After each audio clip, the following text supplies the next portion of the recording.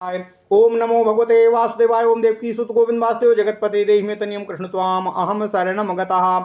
अथ श्रीमद् वाल्मीकि रामायण प्रथम खंड द्वितीय सोपान अयोध्या कांड षष्ठ सर्गः। सीता सहित भगवान श्री राम का नियम परायण होना, हर समय भरे हुए पुरवासियों द्वारा नगरी की सजावट करना, राजा के प्रति कृतज्ञता प्रकट करना तथा अयोध्यापुरी में जनपद वासी मनुष्यों की भीड़ एकत्रित होना। ओम नमः शिवाय। ओम नमः शिवाय। ओम नमः शिवाय। ओम नमो भगवते वासुदेवाय। ओम देवकी सुत गोविंद वासुदेव जगतपते देहि मे तनियम कृष्ण त्वाम अहम शरणम गतः।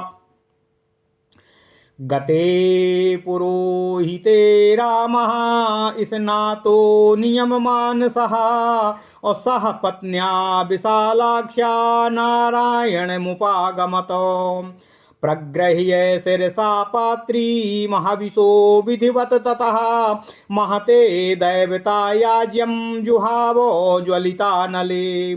शेषं चाह विशस्तस्य प्रास्यासास्यात्मनः प्रियम् ध्यायन्नारायणं देवं श्वासतीर्णे कुशसंस्तरे। भाग्यतः स वैदेह्या भूत्वा नियममानसः और श्रीमात्यायतने विष्णु शिष्ये नरवरात्मजः। ओम नमः शिवाय। ओम नमः शिवाय। ओम नमः शिवाय। एकयामा वसिष्ठायां रात्र्यां प्रदीप्रबुध्य सह अलङ्कारो विधिं सम्यक् कारयामास वेश्मनः। तत्र शृण्वन् सुखावाचः सूतमागधबन्दिनामो पूर्वां सन्ध्यामुपासीनो जजापो सुसमाहितः। ओम नमः शिवाय। ओम नमः शिवाय। ओम नमः शिवाय। तुष्टाव प्रणतश्चैव शिरसा मधुसूदनम् अविमलाक्षौम संवीतो वाचयामास साद्विजानो। तेषां पुण्याः घोषोऽथ गम्भीर मधुरस्तथा अयोध्यां पूरयामास तूर्यघोषानुनादितः। क्रतोपवासं तु तदा वैदेह्या सह राघवम् अयोध्या निलयः श्रुत्वा सर्वः प्रमुदितो जनः। ततः पौरजनः सर्वः श्रुत्वा रामाभिषेचनं प्रभातां रजनीं दृष्ट्वा चक्रे शोभयितुं पुरीम्। सिताभ्रा शिखिराभेषु देवतायतनेषु च चतुष्पथेषु रथ्यासु चैत्येष्वट्टालकेषु च नानापण्यसमृद्धेषु वाणिज्यामापणेषु च कुटुम्बिनां समृद्धेषु श्रीमत्सु भवनेषु च शुभासु चैव सर्वासु वृक्षेष्वालक्षितेषु च ध्वजा समुच्छ्रिता साधु पताकाश्चाभवंस्तथा। नट नर्तक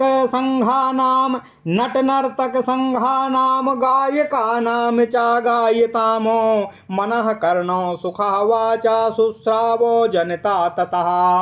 और रामाभिषेक युक्ताश्च कथास चक्रुर्मिथो जनः रामाभिषेके संप्राप्ते चत्वरेषु ग्रहेषु च बाला अपि क्रीड्यमाना गृहद्वारेषु संघसः और रामाभिषव संयुक्ताश्चक्रुरेव कथामिथः।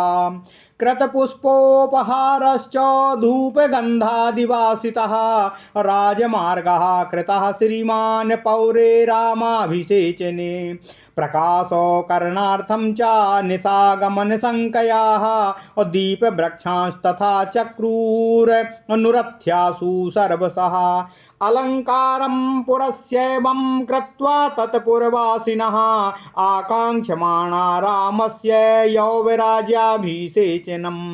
समेत्य संघसः सर्वे चत्वरेषु सभासु च कथयन्तो मिथस्तत्र प्रशंसूर्जनाधिपम्।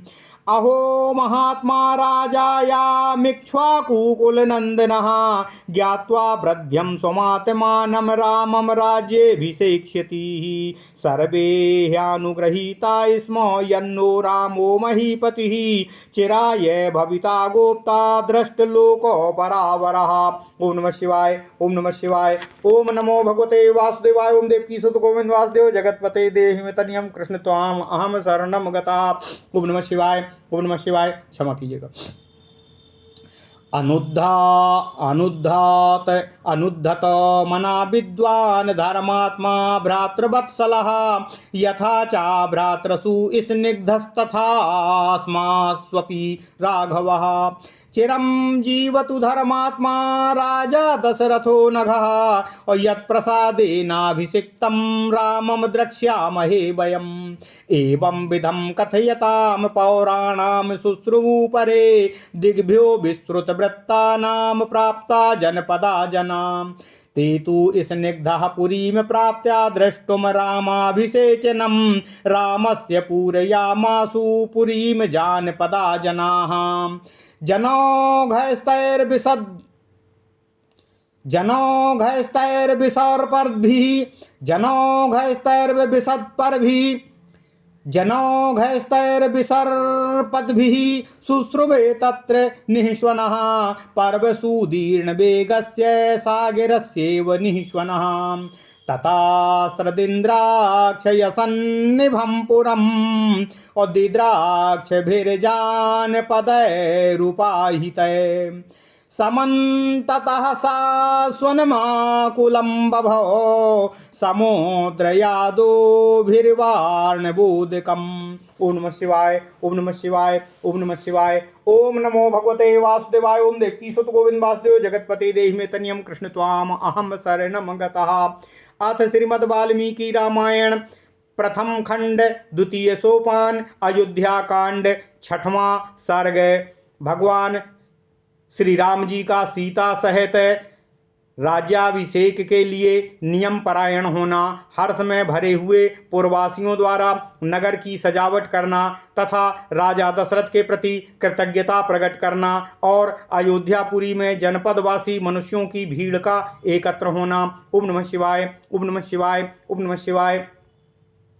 महाराज दशरथ जी द्वारा भगवान श्री राम के राज्याभिषेक के क्रम में आगे भगवान श्री राम जी द्वारा राज्याभिषेक के लिए आवश्यक नियम व्रत का पालन करना, पुरोहित जी के चले जाने पर मन को संयम में रखने वाले पुरोहित महर्षि विश्वामित्र जी के चले जाने पर मन को संयम में रखने वाले भगवान श्री राम ने स्नान करके अपनी विशाल लोचना पत्नी सीता जी के साथ श्री नारायण अर्थात भगवान श्री हरि विष्णु जी की उपासना आरंभ की। ऐसा माना जाता है कि यहाँ नारायण शब्द से श्री रंगनाथ जी की वहाँ अर्चा मूर्ति अभिप्रेत है, जो कि पूर्वजों के समय से ही दीर्घ काल तक अयोध्या में उपास्य देवताओं के रूप में रही है। बाद में श्री राम जी ने वह मूर्ति विभीषण को दे दी थी, जिससे वह वर्तमान श्रीरंग क्षेत्र में पहुँच गई। इसकी विस्तृत कथा इस वाल्मीकि रामायण के अनुसार पद्म पुराण में है। जब भगवान श्री राम ने हविष्य पात्र को सिर झुकाकर नमस्कार किया और प्रज्वलित अग्नि में महान देवता शेषशायी नारायण श्रीहरि विष्णु की प्रसन्नता के लिए विधि पूर्वक उस हविष्य की आहुति दी, इसके बाद अपने प्रिय मनोरथ की सिद्धि का संकल्प लेकर उन्होंने उस यज्ञ शेष हविष्य का भक्षण किया और मन को संयम में रखकर मौन हो वे राजकुमार श्री राम विदेह नंदिनी सीता के साथ भगवान श्री हरि विष्णु जी के सुंदर मंदिर में नारायण देव का ध्यान करते हुए वह अच्छी तरह बिछी हुई कुश की चटाई पर विश्राम किए और शयन किए। जब 3 पहर बीतकर एक ही पहर शेष बचा तब वे शयन से उठ बैठे। उस समय उन्होंने सभा मंडप को सजाने के लिए सेवकों को आज्ञा प्रदान की। वहाँ सूत मागध और बंदियों की श्रवण सुखद अर्थात सुनने को मनोहर लगने वाली वाणी सुनते हुए भगवान श्री राम ने प्रातःकालिक संध्योपासना संपन्न की। फिर एकाग्रचित्त होकर वे भगवान श्री हरि विष्णु जी का जप करने लगे।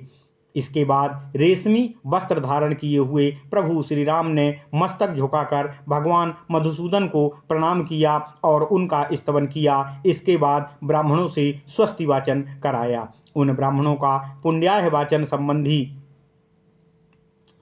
गंभीर एवं मधुर घोष नाना प्रकार के वाद्यों की ध्वनि से व्याप्त होकर संपूर्ण अयोध्या नगरी में फैल गया। उस समय अयोध्यावासी मनुष्यों ने जब यह सुना कि प्रभु श्री रामचंद्र जी ने सीता के साथ उपवास व्रत आरंभ कर दिया है, तब उन सबको अत्यंत प्रसन्नता हुई।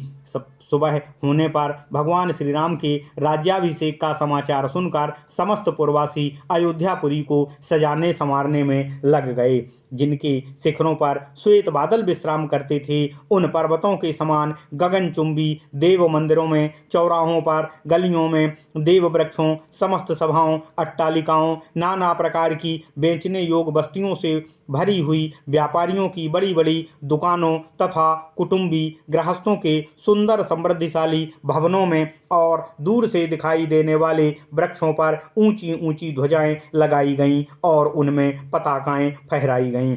उस समय वहां की जनता सब ओर नटों और नर्तकों के समूहों तथा गाने वाले गायों की मन और कानों को सुख देने वाली वाणी सुनाई दे रही थी। भगवान श्री राम के राज्याभिषेक का शुभ समाचार प्राप्त होने पर प्रायः सभी लोग अपने चौराहों और घरों में भी आपस में भगवान श्री राम के राज्याभिषेक की चर्चा कर रहे थे। घरों के दरवाजों पर खेलते हुए झुंड के झुंड बालक भी आपस में श्री राम के राज्याभिषेक के ही बातें कर रहे थे। पूर्ववासियों से भगवान श्री राम के राज्याभिषेक का समय पूर्ववासियों ने भगवान श्री राम के राज्याभिषेक के समय राजमार्ग पर फूलों की भेंट चढ़ाकर वहां सब ओर धूप की सुगंध फैला दी। ऐसा करके उन्होंने राजमार्ग को बहुत ही सुंदर बना दिया। राज्याभिषेक होते होते रात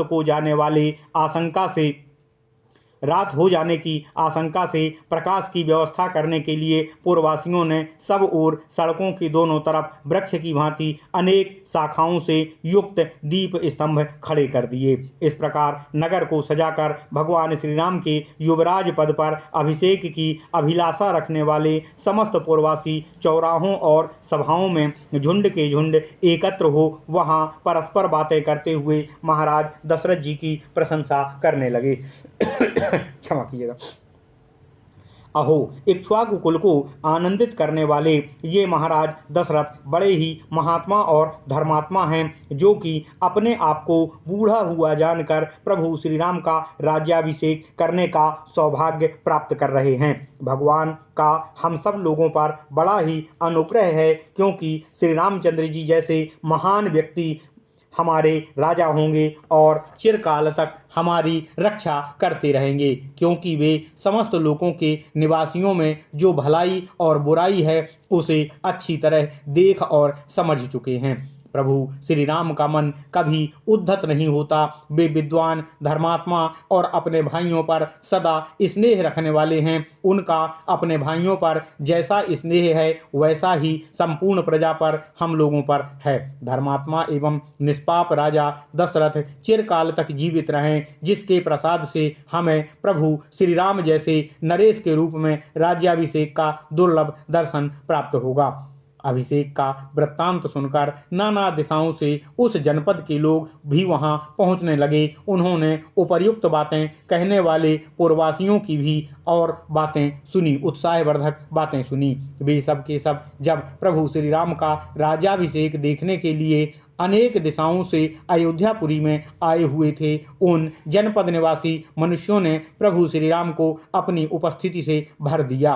वहां मनुष्यों की भीड़ बढ़ती जा रही थी। जो जनरव सुनाई दे रहा था वह पर्वों के दिन में बढ़े हुए वेग वाले महासागर की गर्जना के समान जान पड़ता था। उस समय प्रभु श्री राम के अभिषेक का उत्सव देखने के लिए पधारे हुए जनपदवासी मनुष्यों द्वारा सब ओर से भरा हुआ वह इंद्रपुरी के समान नगर अत्यंत ही कोलाहलपूर्ण होने के कारण मकर, नक्र, तिमिंगल आदि विशाल जल जंतुओं से परिपूर्ण महासागर के समान प्रतीत हो रहा था। ओम नमः शिवाय। इत्यर्थे श्रीमद् रामायणे वाल्मीकिये आदि काव्ये अयोध्या कांडे षष्ठः सर्गः। इस प्रकार श्री वाल्मीकि निर्मित आर्ष रामायण आदि काव्य के अयोध्या कांड में छठवां सर्ग पूर्ण हुआ। ओम नमः शिवाय, ओम नमः शिवाय, ओम नमः शिवाय। ओम नमो भगवते वासुदेवाय। ओम देवकी सुत गोविंद वासुदेव जगतपते देहि मे तनियम कृष्ण त्वाम अहम शरणम गतः।